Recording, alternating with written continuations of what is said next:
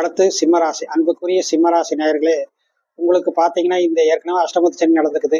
ஐயா மாசம் மாசம் அஷ்டமத்து சனின்னு சொல்லிட்டே இருக்கிற அப்படிம்பீங்க. அது ரைட்டு தான்.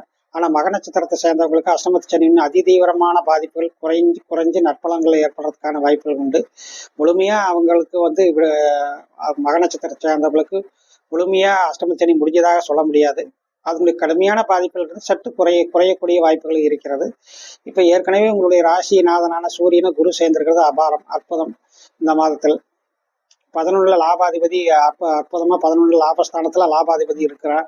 உங்களுடைய ஆசை அபிலாசைகள் நிறைவேறக்கூடியும் பணபரஸ்தானம் வலுவா இருக்கிற காலத்துல பணம் வரவு நன்றாகவே இருக்கும். ஆனால் அதே சமயத்தில் பொருள் செலவுகளும் இருக்கும். ஏன்னா 2ஆம் இடத்தை சனி செவ்வாய் பார்த்துட்டு இருக்கிறது, அஷ்டம சனியா இருக்கிறது போன்றவைகள். பேச்சுவார்த்தைகள் ரொம்ப ஜாக்கிரதை. வாக்குவாதங்கள், குடும்பத்தாரோட வாக்குவாதங்களும் பிரச்சனைகளும் எதுவும் வேண்டாம். நிதானமிச்சு பேசுறது நல்லது.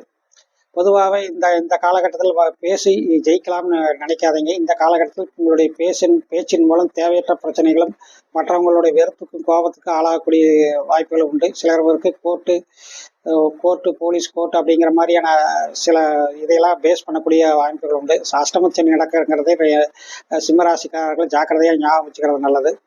எந்த ஒரு பத்திரம் ஆண்டு பத்திரங்களையும் கையெழுத்து போடுறது சம்மந்தப்பட்ட எந்த ஒரு விஷயத்தையும் ஜாக்கிரதையாக அணுகுவது நல்லது.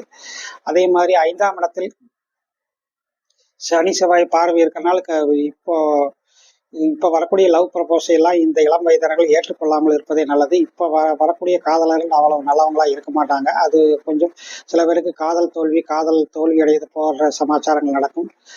இன்னும் சில பேருக்கு குழந்தைகளால் செலவு, திடீர் வெளியூர் பயணங்கள் இருக்கும். இருப்பினும் இந்த மாதத்தை பொறுத்த வரைக்கும் குரு சூரியன் சேர்க்கைங்கிற காரணத்தினால உங்களுடைய லாபாதிபதி சிறப்பா இருக்கனால வருமானத்தையும் நல்லாவே தர்றாரு. வருமானம் வரும்போது என்ன பிரச்சனை? உங்களுக்கு வருமானத்தை நல்லாவே தரும்போது உங்களுக்கு செலவினங்களும் ஒரு பக்கம் இருந்தாலும் வருமானமும் கொடுக்குறாரு.